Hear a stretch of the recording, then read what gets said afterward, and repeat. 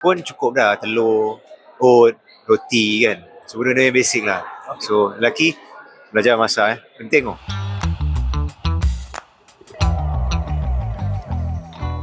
Secara jujurnya sebagai seorang lelaki, pandai memasak tak?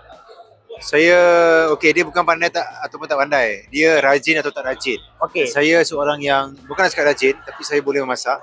Dan saya mengikuti resipi-resipi arwah ibu yang dia telah ajarkan kepada saya dulu. Jadi memasak tu memang satu benda yang saya suka jugalah.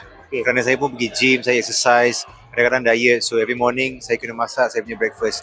So I've been doing that for the past 7-8 years. So kalau tanya soalan saya reti ke tak masak, reti, suka, enjoy and memang suka lah.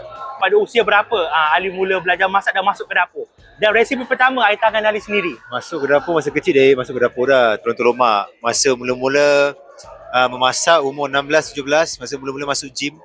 Bila masuk dapur tu, mak dah tengok, dia dah mata dah atas bawah dah. Oh, dia nak masuk tempat aku ni kan. So, aku kena ajar dia, jangan hancurkan pinggan ni, jatuhkan ini. So kita belajar kat situ lah.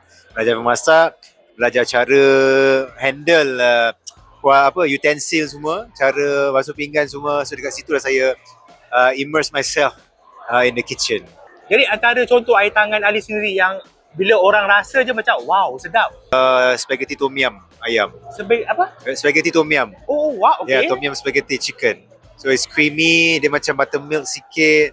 Oh, it's really nice lah. I pun dah lama tak makan. You know what, I'm gonna cook tonight lah. Okay lah. Itu resepi sendiri ke ataupun? Resepi ibu. Resepi mak, ya. Okay. Seorang yang rajin ke gym kan? Jadi sumber protein pilihan sama ada daging, ikan atau ayam? Kambing. Kambing? Ayam. Kerana ayah saya berasal daripada Iran.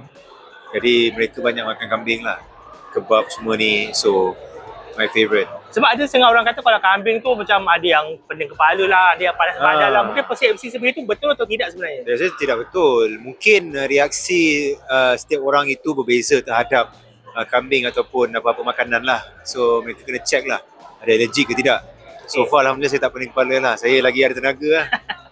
Yeah. Ada istilah cheat day tak dalam hidup?